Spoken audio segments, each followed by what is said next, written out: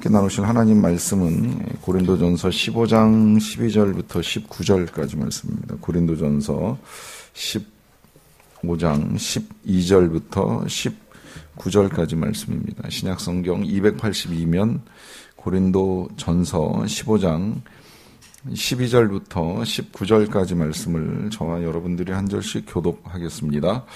그리스도께서 죽은 자 가운데서 다시 살아나셨다 전파되었거늘 너희 중에 어떤 사람들은 어찌하여 죽은 자 가운데서 부활이 없다 하느냐. 만일 죽은 자의 부활이 없으면 그리스도도 다시 살아나지 못하셨으리라. 그리스도께서 만일 다시 살아나지 못하셨으면 우리가 전파하는 것도 헛것이요 또 너희 믿음도 헛것이며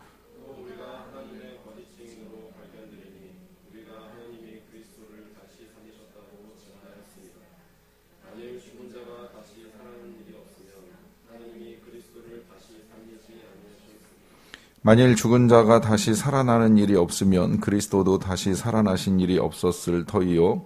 그리스도께서 다시 살아나신 일이 없으면 너희의 믿음도 헛되고 너희가 여전히 죄 가운데 있을 것이요. 또한 그리스도 안에서 잠자는 자도 망하였으리니 만일 그리스도 안에서 우리가 바라는 것이 다만 이 세상의 삶뿐이면 모든 사람 가운데 우리가 더 불쌍한 자이다. 아멘. 우리 교회를 등록하신 성도님들 한 분 한 분 이렇게 뵙게 되는 일이 있는데 오래전에 이제 그런 말씀을 나눈 적이 있어요. 원래 교회를 다니셨다가 이제 옮기신 이유가 무엇인지 하는 질문을 드렸을 때 하나님이 아니 계신 것 같다 이제 하는 말씀 하시는 걸 들었습니다. 그 말씀을 하시는 이유는 이제 전에 다니던 교회에서 이 성도나 혹은 이제 목회자로서 하나님이 계시면 안 할 것 같은 일들을 이제 저지르는 것을 보고 왜 그러셨을까? 정말 하나님이 계신 걸까 하는 이제 이런 의문 끝에 이제 그런 생각을 하신 것 같아요.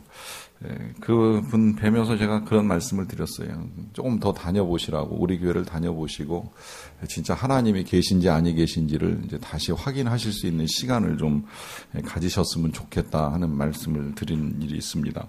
지금까지도 열심히 출석하시고 봉사도 하고 계시는데 사실 그분이 가지고 있는 질문 자체는 뭐 저는 이제 있을 수 있는 질문이고 뭐 할 수 있는 질문이라고 생각은 해요. 이 신앙이라고 하는 게 진짜 뭐 덮어놓고 믿으라고 하니까 믿고 안 보여도 믿고 무조건 믿어야 된다. 이제 이렇게 생각할 수는 없다고 생각을 합니다. 오히려 건전한 의심, 정말 우리가 믿는 바 믿는 것의 내용이 도대체 무엇이고 무엇을 어떻게 믿어야 되는지에 대해서 끊임없이 이제 질문하면서 우리의 믿음을 점검하고 돌아볼 필요가 있는데요.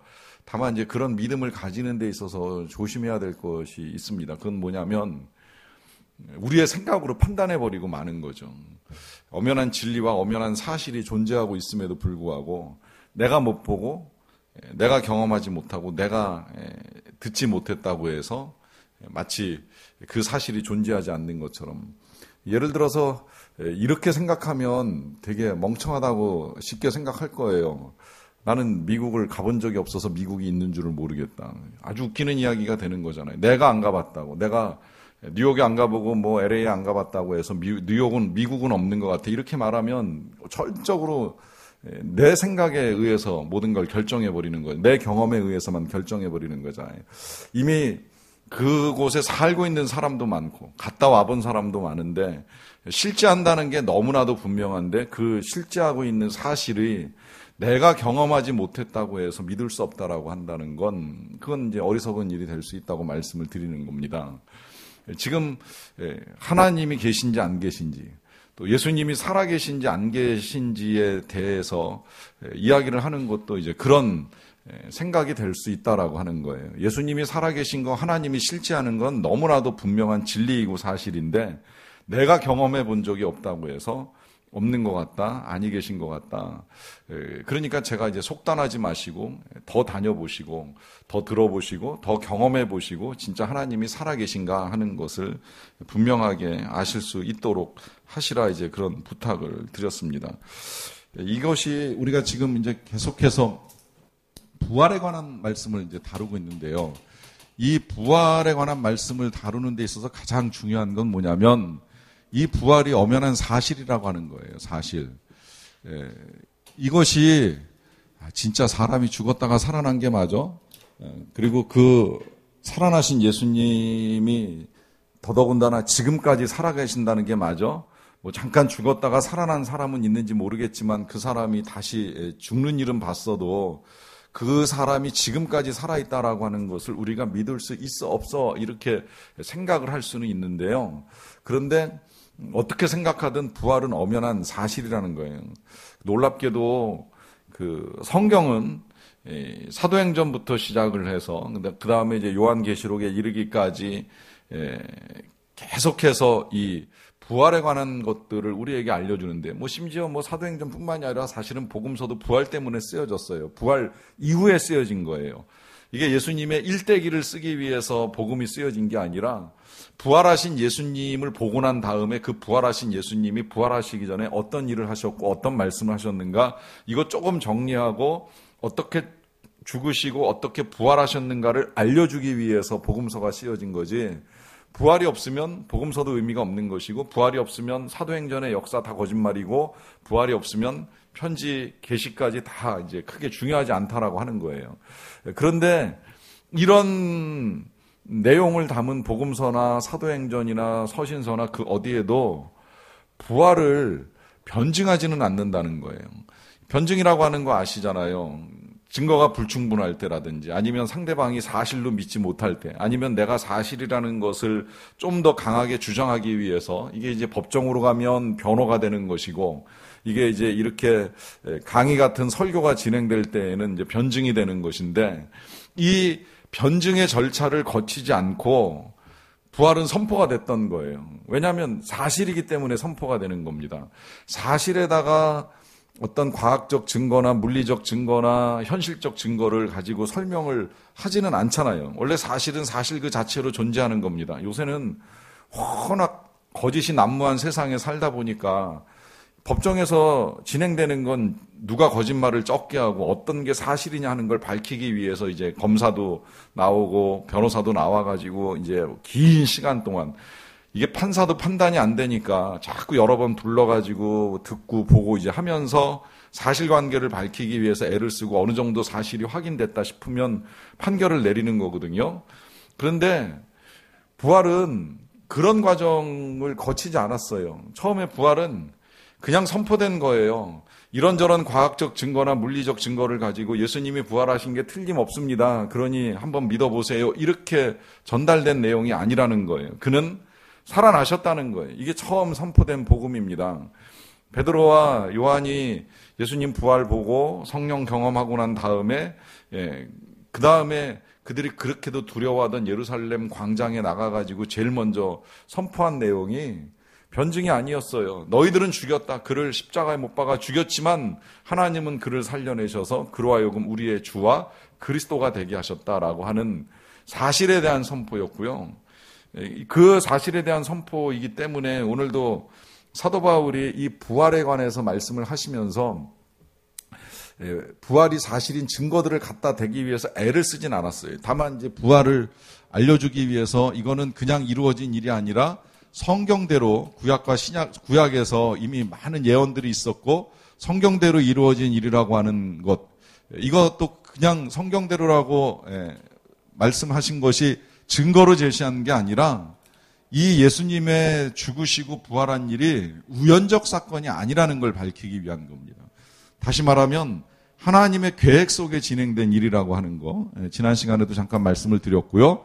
그 다음에 이제 여기에 많은 증인이 있다라고 하는 것이죠. 그 증인 가운데 뭐 예수님의 제자들뿐만 아니라 또 예수님을 따라다녔던 사도들, 거기에다가 500여 형제, 그리고 실제 예수님의 부활의 현장에서는 있지 않았었지만 나중에 부활하셔서 살아계신 예수님을 담에색 길거리에서 만나게 된 이 사도 바울 자신에게 이르기까지 부활하신 예수님을 만난 그 증인은 수없이 많다는 거예요. 그러니까 성경은 구약에서는 두세 사람의 증인만 있으면 죄도 성립이 되고 사실도 증명이 됩니다. 그런데 지금 500명이 넘는 증인들이 있으니까 사도 바울은 더 설명할 필요가 없다라고 하는 거예요. 그래서 이 부활은 너무나 명백한 사실이라는 것을 알려주고 있죠. 더더군다나 지금 여러분 이 편지를 쓰거나 이 부활을 전하기 위해서 뛰어다니던 바울이 어떤 사람입니까?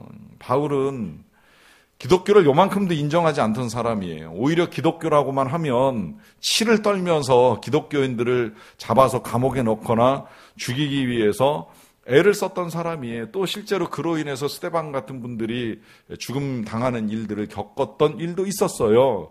그리고 그가 예수님을 만나기 직전까지도 그가 하던 일은 일상의 일들이 아니에요. 기독교인들을 죽이기 위해서 다메섹으로 가고 있었던 중이에요. 거기 피난 간 그리스도인들이 많이 모여 있다는 소식을 전해 듣고 그럼 글로 가야지 하면서 가다가 길에서 살아계신 예수님을 만난 거예요.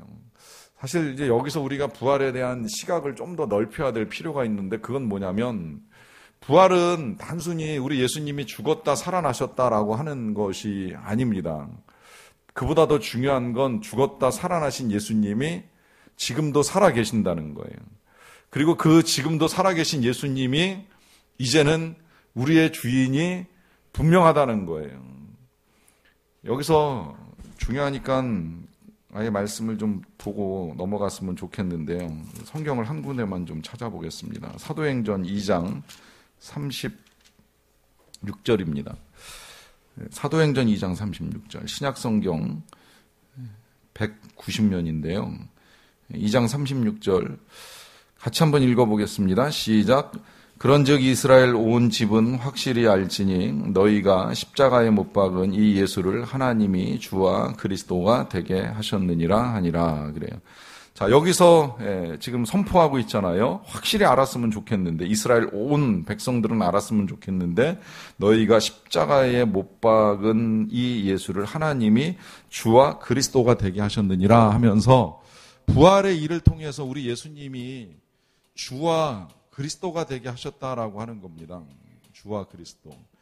이 주와 그리스도가 되게 하셨다라고 하는 이 두 가지의 표현, 우리가 잘 보셔야 될 필요가 있는 것이, 이건 저도 가지고 있었던 실수이기 때문에 말씀을 드리는 건데, 그리스도는 다른 말로 말하면 메시아고, 메시아는 곧 구세주다 하는 의미입니다. 이스라엘은 오랫동안 그 많은 나라의 억압을 받아오면서 이제 자신들의 메시아 그리스도 구세주를 이제 기다리고 있었고요. 이 구세주는 지금 우리에게도 필요한 것이, 이 그리스도로 말미암지 않으면 우리가 이제 죄 가운데 구원받는 일을 할 수가 없다는 거예요. 죄로부터 벗어나고 죄로부터 용서받고, 그래서 하나님의 나라에 들어갈 수 있는 데 있어서는 이 예수님이 그리스도로 오셨다라고 하는 것이 분명해야 됩니다. 그걸 알려주기 위해서도 예수님이 부활하신 거예요. 자기 스스로도 구원하지 못하면서, 자기 스스로도 죽음에서 살아나지 못하면서 누굴 구원한다. 이게 지금 웃기는 일이지요. 그건 진짜 선생 되는 거예요. 스승 되는 것이고 철학자 되는 거예요. 그냥 가르쳐주고 끝나는 거예요. 이렇게 사는 게 좋은 것 같더라, 저렇게 사는 게 선한 것 같더라. 알려주는 착한 사람들은 많았어요. 석가도, 공자도, 뭐 소크라테스도, 아리스토텔레스도 다 그런 사람들이었던 거예요. 그 사람들이 선한 길을 가르쳐 줄 수는 있었을지 모르겠지만 우리를 구할 수는 없습니다. 왜 구하지 못하느냐? 자기도 못 구했잖아요. 자기도 못 구한 사람이 어떻게 남을 구하겠어요? 그런데 우리가 예수님을 구세주로 믿는 이유는 뭐예요? 예수님은 부활하셨거든요. 죽음을 이기고 살아나셨거든요. 죽음을 이기셨다는 게 죄를 이기셨다는 거고, 죄를 이기신 분이시니까 우리의 죄도 용서가 가능하다는 거예요. 이거 조금 이따 마지막에 다시 나오기 때문에 여기까지 말씀을 드리는데, 지금 주목하고 싶은 건 이 주라 하는 부분입니다. 이건 말 그대로 이제 주인이잖아요. 이걸 다른 말로 왕으로도 표현하고 뭐 주인으로도 표현하는데, 이 부분을 저도 많이 놓치고 있었고, 혹 여기서 오늘 말씀을 들으시는 분들 가운데도 이 부분을 놓치고 있다면 오늘 다시 이 부분을 다시 믿고 알고 가셨으면 좋겠어요. 왜냐하면 이 부분에 대한 명확한 이해와 믿음이 없으면 자꾸 우리의 믿음의 수준이 발전이 없어요. 거기 머물러 있는 거예요. 진전이 생기지 않습니다. 왜 진전이 안 생기는지 아세요? 구원은 받았는데 예수님을 주로 모시잖아요. 어떻게 보면 반쪽짜리 믿음이 되고 마는 거예요. 예수님을 그리스도로 믿는다는 건 동시에 예수님을 주인으로 믿는 것을 의미합니다. 그럼 예수님을 주인으로 믿는다는 건 예수님이 살아계신 걸 믿는 거고, 거꾸로 그 살아계신 예수님이 나의 왕이고 나의 주인이라는 사실을 선포하며 나아가는 거예요. 이 선포는 굉장히 중요합니다. 왜 중요하냐면 이 선포가 없으면 늘 우리 그 수준에 머물러 있는 거예요. 아이, 죽으면 천국 가겠지. 어떻게든 교회 다니니까 천국은 가지 않겠나? 대충 그렇게 믿어요. 그러다가 막상 정말 천국 갈 상황이 되면 이 상황이 감당이 안 되는 일들이 생각보다 많이 일어납니다. 왜? 긴가민가 하거든요. 천국이 있는지 없는지, 내가 갈 수 있는지 없는지 헷갈리기 시작을 해요. 그래서 우리가 여기서 조금 더 살아야 되는 거 아닌가 하는 이제 불안감이 생기기 시작을 합니다.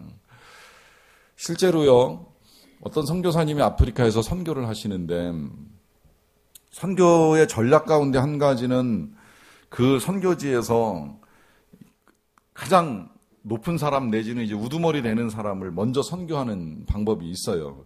실제로 사도행전에서도 보면 사도 바울이 여러 사람들을 뭐 차별하지 않고 만나기는 하는데, 그 중에 한번 이 구브로라고 하는 곳에 들어가가지고 이제 바보라는 지역이죠. 바보라는 지명이에요. 지명의 지역에 들어가가지고 복음을 전하는데, 거기서는 이름은 좀 비슷한데 다른 서기오 바울이라고 하는 그 지역의 총독을 만나요. 관리자를 만나는 거예요. 그러니까 로마에서 파송받아가지고 그 바보 지역을 관리하는 총독을 만나는 일이 있게 되는데, 여기서 이 총독이 복음을 듣고 나니까 지역 전체가 이제 예수님을 함께 믿는 역사가 나타납니다. 이런 일은 실제로 많았어요. 옛날에 우리나라에서도 문중의 우두머리가 예수 믿으면 그 문중 사람들 다 예수 믿는 거예요. 이 놀라운 일이 그 안동에서 일어났잖아요. 안동이 굉장히 유교가 센 동네인데, 이 안동에서 예수 믿는 사람, 그것도 문중에서 이제 우두머리 되는 사람들이 믿게 되면 그 집안 전체가 다 예수를 믿는 일들이 일어나서 의외로 이 안동 지역에 복음화가 빨리 잘 진행되는 일들도 있었어요.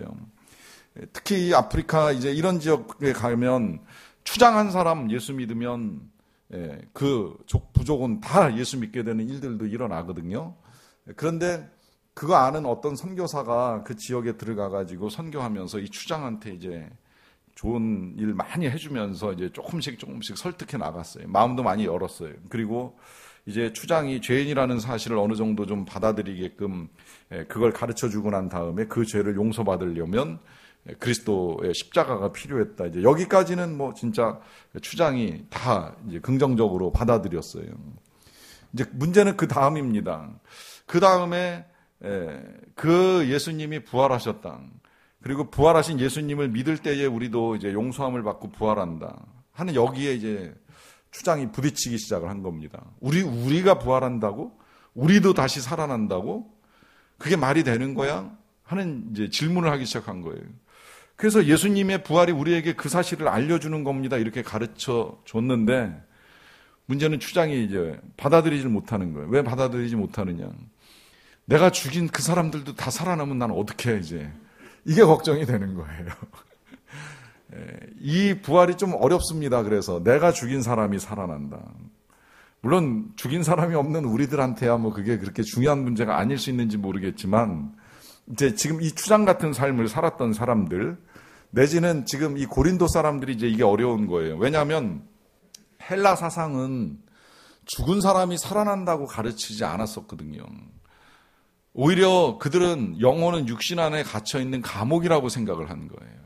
그래서 사람이 죽기만 하면 육신을 이 땅에 내려놓고 영혼은 이제 자유롭게 육신에 매이지 않고 살아간다. 이게 헬라 사상이었어요. 영혼의 자유를 누릴 수 있다, 이렇게 가르쳐 온 거예요. 그래서 여러분 주의하셔야 될 게 뭐냐면, 영혼 불멸은 부활이 아닙니다. 우리가 믿는 부활은 죽은 자의 부활이고 몸의 부활이에요. 이 몸의 부활이 어떻게 이루어지는지 이제 계속 15장에서 우리가 볼 텐데, 어쨌든 지금 우리의 부활은 영혼 불멸이 아니거든요. 그런데 늘 영혼 불멸에 대해서 듣고 배웠던 이 헬라 사람들, 고린도 지역에 있는 사람들이 지금 사도 바울이 와서 전해준 복음의 내용 믿을만 해요. 진짜 죄 용서함을 받고 뭐 이제 구원함을 받는다, 좋잖아요. 그런데 사람이 다시 살아난다, 이제 이 부분에 있어서 그들도 부딪히는 거예요. 죽은 자가 살아난다고?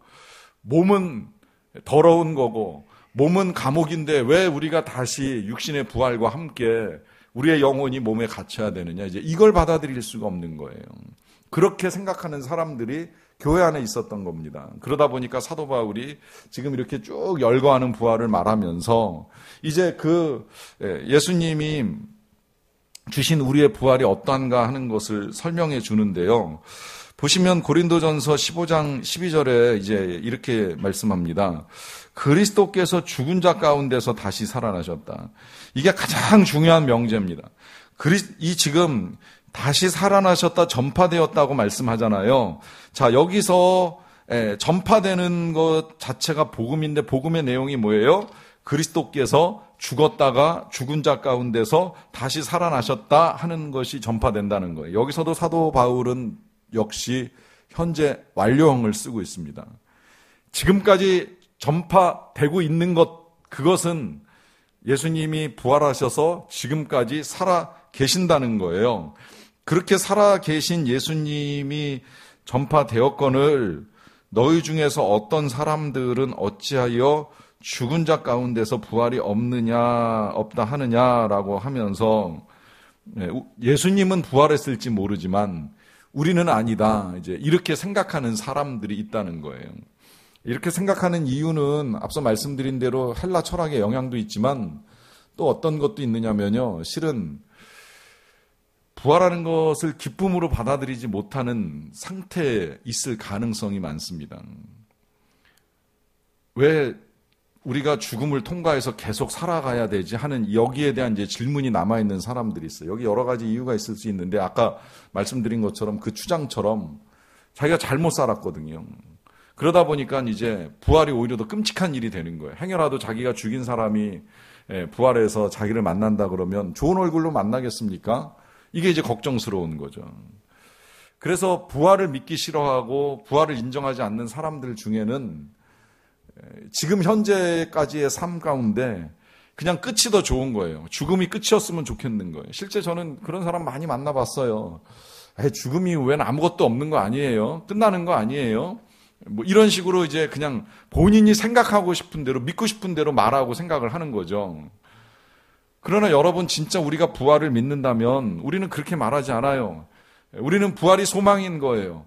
부활이 없으면 진짜 뭐 이후에 쭉 열거되겠습니다만은 부활 없으면 오히려 진짜 우리가 불쌍한 사람이고 절망스러운데 아닌 거잖아요. 오히려 부활은 기대가 되는 거예요. 전 솔직히 지금도 기대가 돼요. 부활해서 만날 사람 되게 많은데 저희 아버님으로부터 시작을 해서 예수님도 만나야 되고 뭐 진짜 제가 떠나보낸 수많은 사람들 가운데 보고 싶은 사람도 많은데 부활이 없다고 믿고 싶지 않아요. 오히려 부활이 있는 게 너무 감사하고 이 일이 늘 소망이 되기 때문에 장례식이 힘들기는 해도 장례식에서 사역을 할 때 오히려 우리 교역자들은 이제 여기서 정체성 확인이 더 많이 되는 거예요. 우리가 부활 없으면 왜 목사하고 부활 없으면 왜 장례식에서 위로를 하겠는가? 뭘로 위로를 하겠는가 하는 생각도 해보는 거죠. 그러니까 부활이 없는 거는 오히려 안 믿어지는 일이 되는 것인데 부활이 없다고 믿고 싶은 건 지금 현재의 삶 가운데 뭔가 믿음이 잘못되어 있기 때문에 이제 그럴 수 있다라고 하는 겁니다. 그래서 이제 사도 바울은 이제 13절부터 계속 부활이 없으면 어떻게 되느냐 하는 말씀을 우리에게 해주시는데요. 13절 볼게요. 만일 죽은 자의 부활이 없으면 그리스도도 다시 살아나지 못하셨으리라 라고 하면서 우리 죽는 자가 다시 살아나는 일이 없다면 예수님이 살아난다는 것도 있을 수 없는 일이 된다라고 하는 거죠. 그런데 이 일에 있어서 뭐 더 설명할 것도 없이 그리스도가 다시 살아난 게 너무 명백하니까 이제 그 뒤에 14절에는 이렇게까지 말합니다. 그리스도께서 만일 다시 살아나지 못하셨으면 우리가 전파하는 것도 헛것이요 또 너희의 믿음도 헛것이다 라고 하는 말씀을 합니다. 자, 이제 여기서 지금 이 부활에 있어서 이거 사실인 건 틀림이 없는데요. 사실인 건 틀림이 없는데 지금 그 사실에 있어서 뭐가 필요하냐면 믿음이 필요합니다. 믿음. 만약에 부활이라고 하는 사실이 없다면 이 믿음이 어떻게 된다 그래요? 헛것이 된다 그래요. 이 헛것이라고 하는 헬라어가 이 껍데기라고 하는 단어에서 왔는데 알맹이 없는 빈 껍데기에 불과하다라고 하는 겁니다. 자, 그러면 이 믿음이 중요한 건 뭐 이루 말할 수가 없어요. 이 믿음이 중요한 걸 가르쳐 주기 위해서 왜 그 사형리 배워보신 분들은 사형리 배울 때 기차 모양 가지고 설명하잖아요. 사실이 기관차고 믿음이 객차고 마지막에 이제 감정이 연료차다 이제 이러면서 기차는 언제나 한 방향으로만 가게 돼 있잖아요. 사실이 믿음을 끌고 가는 거고 감정이 따라오는 겁니다. 믿음이 여기 연결 안 돼 있다고 해서 사실이 못 가는 건 아니에요. 그러나 믿음이 가고 싶으면 사실을 따라가야 돼요. 사실에 붙어가야 돼요. 그리고 감정이 따라오는 거예요. 우리 그리스도인들이 예수 믿으면서 많은 실수를 저지르고 있는 거. 아까 처음에 서두에 하나님 안 계신 것 같다라고 하는 것이 이게 앞뒤가 바뀐 겁니다. 내 감정에 따라 믿음을 바꾸는 거예요. 사실은 엄연히 존재하는데 내 기분이나 내 느낌, 내 생각, 내 마음에 따라서 사실을 왜곡하는 거예요. 우리가 믿거나 안 믿거나 사실은 변동이 없는 거예요. 오히려 믿을 때 감정이 따라오기 때문에 이제 여기서 사도 바울이 고백하는 기쁨도 나오고 감사도 나오고 즐거움도 나오는 거예요. 평안도 나오는 거예요. 감정은 따라오게 돼 있는 건데 거꾸로 감정을 따라가려다 보니까 내가 불안하고 내 기분이 나쁘고 내 마음이 상하니까 하나님 아니 계신 것 같아라고 하는 말로 우리의 믿음을 흔들어 버리는 일이 일어난다는 거죠. 안 된다는 거예요. 사실을 따라가야 돼요. 문제는 근데 그 사실을 따라가는데 그 사실을 따라가는 우리의 믿음이 어떤 믿음이냐라고 했을 때 자, 여러분 여기서 한번 잘 생각해 보세요. 뭘 믿고 계시는 거예요, 지금? 뭘 믿고 교회를 다니시는 거예요? 하나님을 믿는다고 우리가 쉽게 표현합니다. 그러나 우리는 하나님만 믿는 거 아닙니다. 우린 예수님도 믿어야 됩니다. 자, 그러면 뭐 예수님을 믿든 하나님을 믿든 좋아요. 그러면 왜 믿습니까? 하나님을 왜 믿고 예수님을 왜 믿습니까? 믿는 이유가 뭐예요? 하나님을 믿는 이유는 두 가지예요. 하나님이 살아계시는 걸 믿는 거고요. 그 살아계신 하나님이 날 사랑하지 않는다면 믿을 필요가 없는 거예요. 하나님은 살아계시지만 저 사람한테 잘해주고 저 사람은 도와주는 것 같은데 나한테는 잘 못해주시고 날 별로 좋아하지 않는 것 같고 날 미워하시는 것 같아. 그런 하나님이면 믿을 필요가 없잖아요. 우리가 하나님을 믿는 건 하나님이 우리를 사랑하시기 때문에 믿는 겁니다.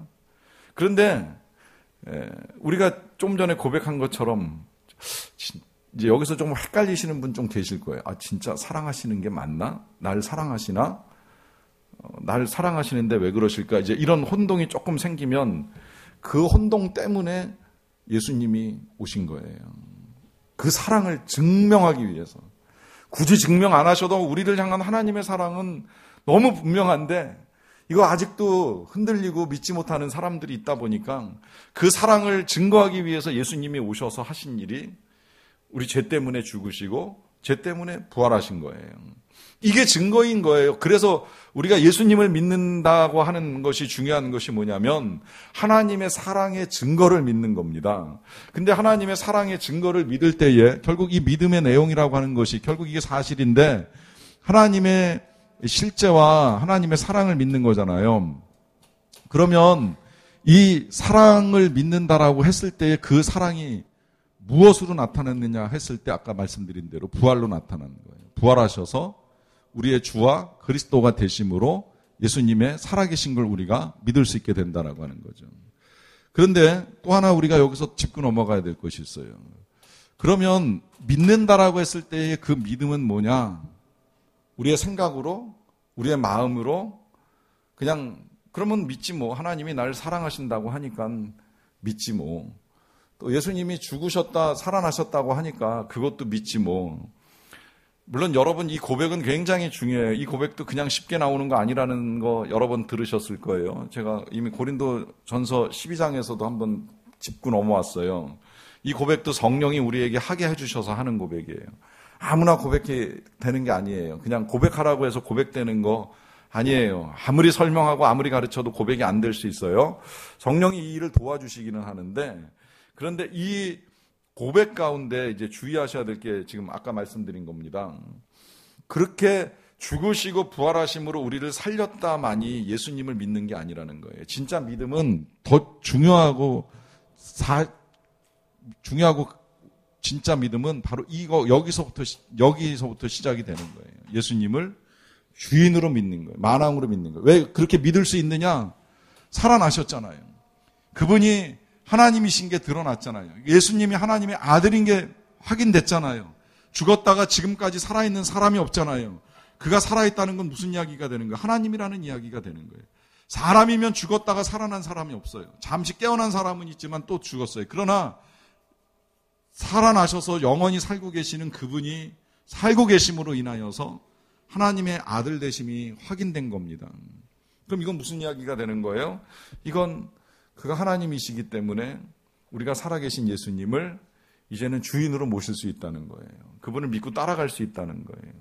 그래서 동행한다는 이야기도 나온 거고, 그래서 따라간다는 표현도 나오는 것이고, 예수님이 다시 생각을 해봤어요. 너희 중에 누구든지 나를 따라오려거든 자기 십자가를 지고 자기를 부인하고 나를 따를 것이냐 그러잖아요. 자, 예수님이 따라오라 그러셨잖아요. 그러면 예수님이 따라오라고 하시는 그 말씀은 십자가까지, 죽기 직전까지만 따라오라 그러셨던 것일까요? 그러니까 제자들이 거기까지 따라왔다가 다 흩어지고 끝난 걸까요? 아니잖아요. 이 제자들이 어디까지 따라가요? 자기들도 죽을 때까지 따라가는 거예요. 어설프게 따라가지 않잖아요. 죽기까지 따라가요. 어떤 때는 그 예수님 따라가다가 진짜 돌 맞는 제자도 있었고, 예수님 따라가다가 살던 예루살렘에서 사마리아 다메섹까지 도망가는 제자들도 있었고, 예수님 따라가다가 진짜 바울 같으면 칼로 목베임을 당하여 죽는 일도 있었는데, 거기까지 따라가는 겁니다.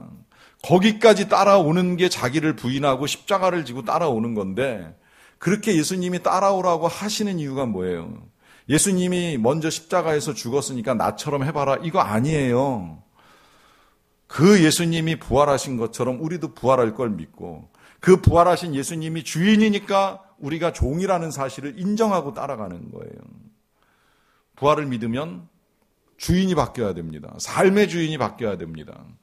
예수님과 동행해야 됩니다. 예수님과 함께 가는 게 부활을 믿는 거예요. 죽었다가 살아나셨으니까 나도 구원받을 거야 라고 하는 막연한 믿음이 아니라, 지금 이 순간부터 부활하신 예수님과 함께 살아가는 삶, 그분을 따라가는 삶, 이 제자의 삶, 이것이 예수님을 주와 그리스도로 믿는 믿음이라는 거예요. 그래서 하나님이 살리셨다는 거예요. 만약에 그 믿음이 아니면 그 믿음이 헛것이다라고 말씀을 하시는 겁니다. 또 15절입니다.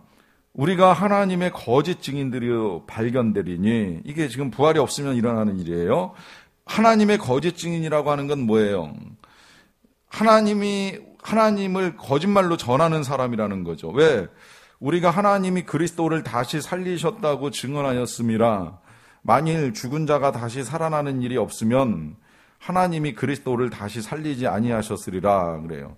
지금 사도 바울이나 많은 증인들이 전하는 내용이 뭐예요? 예수님이 십자가에서 죽으셨으나 하나님이 그를 다시 살리셨다는 내용을 전하는 거잖아요. 그런데 만약에 진짜 죽은 자의 부활이 없고 예수님의 부활이 아니라면 그렇게 전하는 내용은 다 거짓 증거를 하는 일이 된다라고 하는 겁니다. 그러니까 만일 죽은 자가 다시 살아나는 일이 없으면 하나님이 그리스도를 다시 살리지 아니하였을 것이라고 하는 말을 하는 거죠. 저는 실제로 우리 하나님 살아계신 거 믿지 못하는 분들, 청년들이나 이 청소년들 만나서 이야기 나눌 게 있으면 꼭 그렇게 이야기합니다. 만약에 하나님이 살아계시지 않으면 지금 네 앞에 있는 이 목사가 사기치고 있는 거야. 그렇잖아요, 사실. 세계 최고의 사기꾼은 목사들이 되는 거예요. 안 계신 하나님 팔아가지고 살고 있잖아요. 살아계신 것처럼 거짓말하고 있는 거잖아요. 그러니까 최고의 거짓말쟁이고 사기꾼 노릇을 하고 있는 건데, 지금 그 말을 한다고 봐도 틀리지 않는 거죠. 거짓말로 지어낸 이야기를 가지고 전하고 있다라고 하는 건데, 예수님의 부활이 없고 우리가 부활하지 않는다면 그렇다는 거예요. 그러나 그게 아니라는 말씀을 지금 하고 계시는 겁니다. 또 16절에서 만일 죽은 자가 다시 살아나는 일이 없으면 그리스도도 다시 살아나신 일이 없었을 터이요. 이건 앞서 내용이 반복된 거니까 그냥 넘어갈게요. 17절에 보시면 그리스도께서 다시 살아나신 일이 없으면 너희의 믿음도 헛되고 너희가 여전히 죄 가운데 있을 것이라고 하면서 계속 강조해요. 만약에 부활 없으면 이건 믿음 다 헛것이다. 근데 지금 여기서 지금 하나 더 강조하는 게 뭐냐면 만약에 예수님의 부활이 없었다면 우리가 여전히 죄 가운데 있을 것이라 말씀하시는 거죠. 왜 죄 가운데 있어요? 예수님이 십자가에서 돌아가신 건 죄 때문에 죽으신 게 분명한데 여러분 그렇게 십자가에서 죽은 예수님이 부활하지 아니하셨으면 그 예수님이 우리 죄 때문에 죽었다는 걸 믿을 수 있는 이유는 하나도 없는 거예요. 왜? 십자가에서 죽은 사람이 예수님 한 분뿐입니까? 예수님 돌아가실 때에도 그 옆에 2명이나 같이 죽었잖아요. 2명의 행악자가 같이 십자가에 달렸잖아요. 그런데 그 십자가에 달린 골고다 언덕 위에서 그날 그 시간에 십자가에 달린 그 3사람 가운데 누가 예수님인 거예요? 부활하신 분이 예수님인 거예요. 그 3명 가운데 다시 살아나신 분을 우리가 믿는 거예요. 왜 믿을 수 있느냐? 그가 다시 살아났기 때문에 하나님의 아들인 게 드러나고 또 다시 살아났기 때문에 하나님이 우리를 용서하셨다는 것이 증거가 드러나는 겁니다. 왜? 죄가 용서 안 되면 죽음 가운데 있는 거예요. 죽을 수밖에 없는 거예요. 다시 살아날 수가 없는 거예요. 그러나 용서됐기 때문에 예수님도 살아나시고 우리도 부활하게 된다는 거죠. 그래서 우리가 부활을 믿을 수 있다는 겁니다. 또한 마지막 18, 19절 넘어갑니다. 그리스도 안에서 잠자는 자들도 망하였다. 이 그리스도 안에서 잠자는 자들이 이제 예수님을 믿고 세상을 떠난 사람들, 그러니까 이때까지 사도 바울이 복음을 전하기 전까지 살아있지 못하고 이제 이 세상을 떠난 사람들이라고 표현할 수 있겠는데 그들을 향하여서도 오늘 여전히 잠자는 자라고 하는 표현을 하면서 이 그리스도 안에서 잠자는 자도 망한 거다. 왜? 부활이 없으면 그걸로 끝난 거니까. 예수 안에 살았고 예수 믿고 때로 고생도 하고 힘든 일도 많이 겪었지만 그것으로 끝났으니 그들 망한 거나 다름없는 거 아니냐 이제 그렇게 말씀하시는 거예요. 그러나 또한 만일 그리스도 안에서 우리가 바라는 것이 다만 이 세상의 삶뿐이라면 우리가 이 세상에서 살아가는 것이 전부라면 그렇다면 모든 사람들 가운데 우리가 더욱 불쌍한 자니라 그래요. 왜 이렇게 말씀하고 계시는지 아시지요? 여러분 사실 어떻게 보면 우리는 이런 사람이 아닐지도 몰라요. 이 세상의 사람들 가운데 오히려 불쌍하지 않은 사람이 될 수도 있어요. 왜? 이 세상에서도 그냥 하나님의 은혜 가운데 뭐 나름 건강하게 평안하게 잘 살다가 천국까지 가면 이건 불쌍하다고 보긴 좀 어렵잖아요. 복되다고도 볼 수 있겠는데 지금 사도 바울이 이 편지를 쓰고 있는 이 시대의 그리스도인들, 특히 사도 바울 같은 분들은 진짜 만약에 이 세상의 삶으로 모든 것이 끝난다 그러면 굉장히 불쌍합니다. 왜 그런지 아시죠? 사도 바울은 이 부활 때문에 부활하신 예수님 만나고 나서 진짜 다 버렸어요. 좋은 거 다 버렸어요. 좋은 거 많았던 사람이에요. 그는 가문도 좋았고 혈통도 좋았고 학문적으로도 굉장히 뛰어난 사람이었고 능력 있고 탁월했던 사람이에요. 근데 그거 다 어떻게 했어요? 배설물로 여기고 버리고 오직 주님만 따라갑니다. 주님 따라가다가 그냥 편안하게 행복하게 산 것이 아니라 고생 많이 했어요. 정말 죽을 만큼 맞은 적도 있었고 배가 파손한 적도 있었고 또 굶기도 하고 하는 일들 엄청 겪으면서 여기까지 왔잖아요. 그런데 스스로 그것 때문에 불쌍하다, 불행하다 생각하지 않습니다. 오히려 나중에 로마서 같은 편지 보면 자기의 발걸음이 아름다웠다고 고백을 해요. 그리고 이미 우리가 지난주에 본 것처럼 이런 모든 수고가 다 하나님의 은혜라고 고백하면서 감사하는 일도 하고요. 또 어떤 상황 속에서는 주 안에서 우리 함께 기뻐하자, 쉬지 말고 기도하자 이제 이런 말도 하면서 우리가 기쁨 가운데 거할 것을 주장합니다. 왜 그럴까요? 끝이 아닌 걸 알고 있기 때문이에요. 오히려 그는 기대하며 나아갑니다. 이제 후로는 그리스도께서 그를 기다리는 사람들에게나 나에게나 의의 면류관을 씌워주실 것을 소망하는 마음을 분명하게 가지고 있기 때문에 그는 스스로 불쌍하다 생각지 않고 이 일을 계속 해나가는 겁니다.